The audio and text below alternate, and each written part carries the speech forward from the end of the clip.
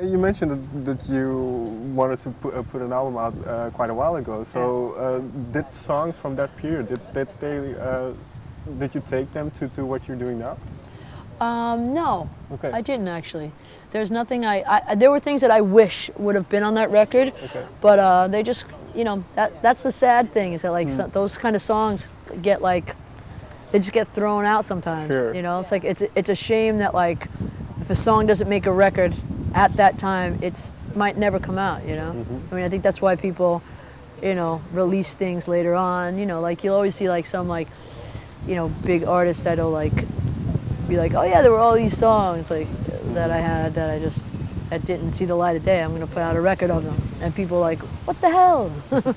Do you remember one track you would love to have put out? Oh yeah, I had this song called "Fighting with Myself," which was a song that was kind of like I feel like it's almost like a precursor to "Lost on You" in a way. And I feel like when that song got cut, and I didn't want it to get cut, it just didn't.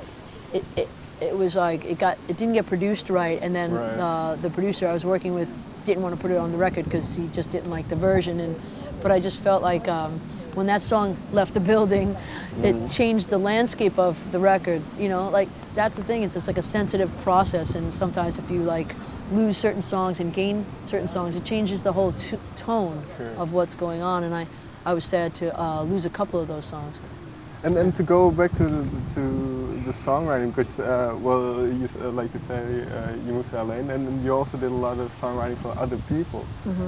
Was that a difficult thing to do, to see your songs go to somewhere else? No, I enjoy that. Okay. And I, if I want to keep a song, I keep a song. Okay. I mean, I don't need anyone's permission to do that. Even though people do like kind of like they will fight me on it or whatever, and sometimes you never know. Like sometimes I'll have a co-writer, that wants to like if it's getting pitched to someone huge, I'm like, no, I mean I get it. You have kids, like fuck it, sorry. Yeah, I'll just go spend it on booze. But when you write these songs for the people, are they then, do they come to you and say, can you write a song in this and this style for this and this person, or do you just write songs and then they can? Yeah, I write songs, I give them my publisher, I give them my manager, label. It just depends. And they get, a lot of times they, as you and because I've written songs already for people, like I think people like kind of like go through my stuff, whether I want them to or not. But yeah. Okay. And well, you mentioned Fits and the Tantrums and then being inspired to sing. And then was this around the same time, because you did a lot of writing for other people, but then you started kind of recording your own music. Was this around that time? No, it was earlier. It was definitely earlier. It was like I think like 2 years before that happened. I just like I just meant that as an example of like wanting to sing. But like there were like there were a couple of shows, and I thought I started singing again, thinking, it'll just be nice as a break from my writing, like invite my writer friends down and they can sing some songs or whatever. And so I started doing it like that, and then I started playing the ukulele completely for my own enjoyment, and I enjoyed it so much that like I started making these little like bedroom melodies, whistly songs with it, and then I started, I don't know, just like I was inspired, and then I wrote like Into the Wild and Someday and Tokyo Sunrise. It was just like it was something that just like kind of happened, and because I had just gotten new management, and they were like, they picked me up as a writer, but they were like, I really feel like you should keep singing and maybe like do your artist thing again. Is this something you wanted? Did you miss singing? I'll be honest with you, I still was singing all the time because of writing and needing to sing the demo.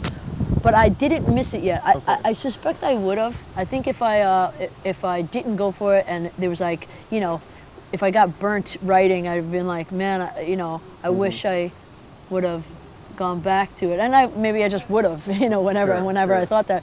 But like oddly I didn't, because I didn't play out, because I had gotten signed by, before I went to the writing, I had 2 major label. I had like I was in the major label system for like 3 years, 2006 to 2009, and I had been touring a bunch before that for like 3 or 4 years before that, and then when I didn't like so from the literally 2006 until like 2011.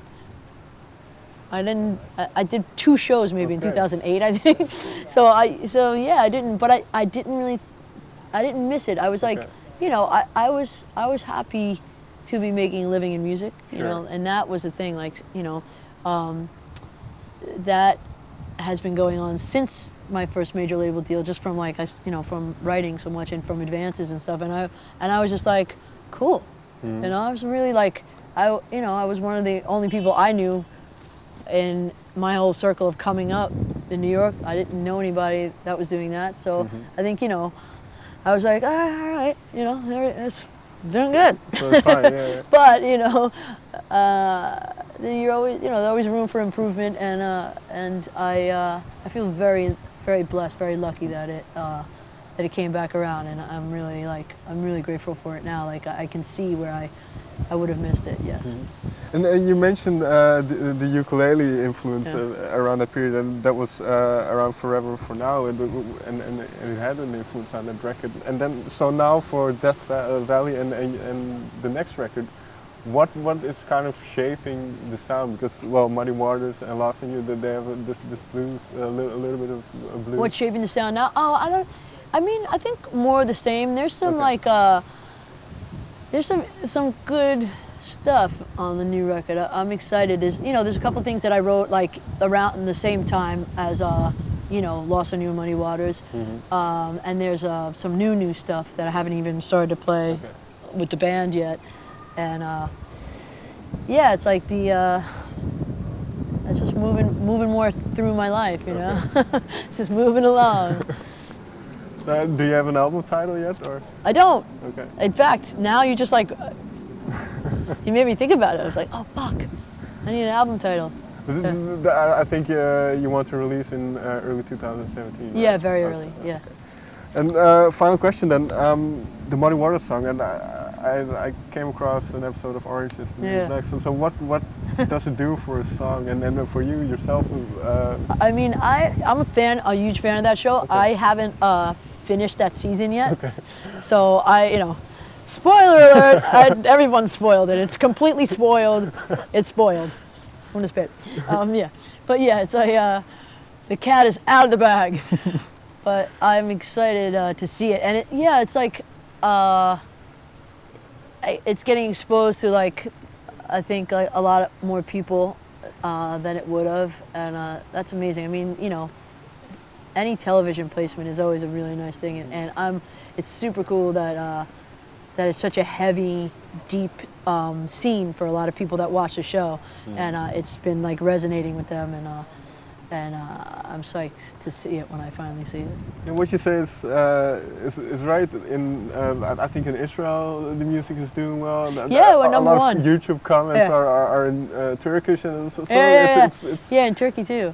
So even though, well, we talked about this earlier, where people connect with the music, but then people all over the world are connecting with it. So what is that like? That even in places you might never have been. Yeah, I don't know. You know, I was laughing because it was like, oh, it must be that the lyrics suck. So like if people just like don't speak the language, then they get it. They love it. I don't know. Who knows? No, I think they could hear and relate to the emotion, and if they don't speak English, and you know. A lot of Europe is way ahead of the curve because a lot of people speak 2 languages, which is a wonderful thing. And I don't know. I think it's emotion that people resonate with, and I'm you know, I'm really glad that it got the chance to get out there, because you know sometimes it does not get the chance, and it's a difficult one. So the fact that I get to share it with people is the best. Yeah. All right, I think that's a good ending. Thank you very much. Thank for your you. time. Thank you.